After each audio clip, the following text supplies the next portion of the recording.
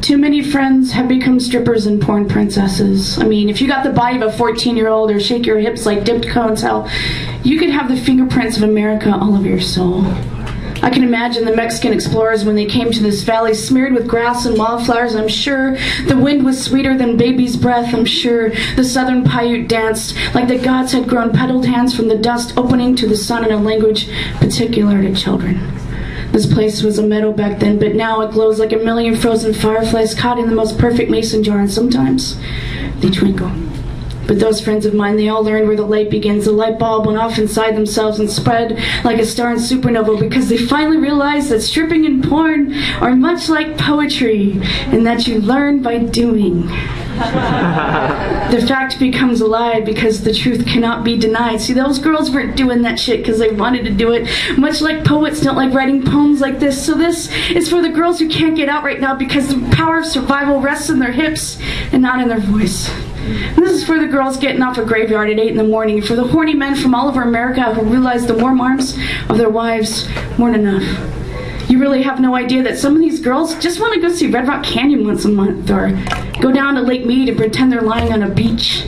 See, my city has a beauty like the girl who reads books in the corner. Stop looking at the cover and read her eyes. See, us poets, we talk about loving everything, but sometimes we gotta love the bad because sometimes the bad is just as loved as the sunsets. And my God, the sunsets. I imagine circle dances streaking ghost-like in pink dusk, sunbeams like God's fingers declaring that yes, beauty lives here forever, and beauty never lives in those girls who never get to see the sun because they're too busy not being dead in a city where death is behind buildings, just like in your city. You want to know what my sky looks like? It goes on forever like poetry, like you finally figured out what heaven looked like before you ever got there. It's a sky those girls have to imagine in themselves while they forget their gods to survive.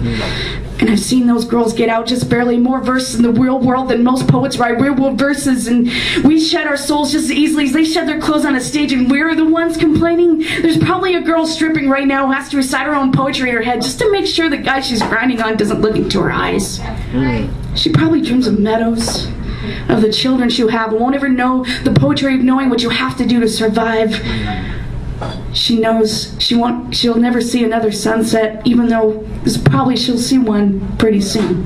But both of us both know how to navigate the labyrinth to a smile, how the lights are just temporary, just like the sadness all us women have to bear, that love is just as hard for the girl who finds ugly and the one still looking for beauty. We both have the freedom to get on and get out, but we both love this place because it's ugly sometimes, just like America is ugly sometimes. That magic just at the edge of the neon glow.